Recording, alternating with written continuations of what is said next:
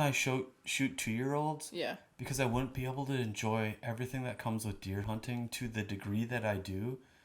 If all I needed to do is shoot a 2-year-old, I could literally smoke a cigarette, walk into the woods, sit in a random tree, and shoot one on a corn side almost the first time in every year.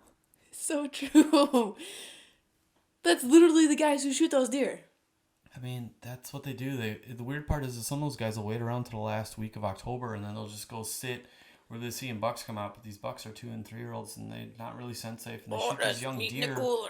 They think they've done something, and that's great. They can do that, but when you We're just gonna roast you. yeah, We're just gonna give you some shit. well, here's the weird part too, right? Like if you get lucky enough and you have a deer, like let's say you own a 40, 50, 100, whatever. Shit, Matt owns 15. If you can grow a deer, like it's consistently on your property, you're seeing them over years, and you've got multiple sheds from them. Mm-hmm. That's where this whole concept of I own this deer, I've been growing this deer. This deer is a wild animal; it can go wherever it wants. But because you have history with it, you believe it's yours. Well, it's like you walking through the woods and you're like chopping down sticks and walk right through here, big buck. A lot of that, what it comes down to, though, is opportunity. When you shoot a 2-year-old, you don't need to spend that much time. Sometimes big bucks, like when I shot Bullwinkle, I chased him for 4.5 years, and it wasn't that we didn't see him on our feet or that we didn't have a chance at him.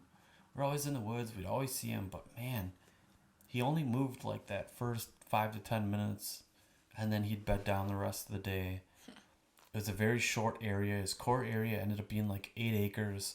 But to get in and out of there and not spook him, you had to have like all the right conditions. Like just enough wind or it would hide you walking in.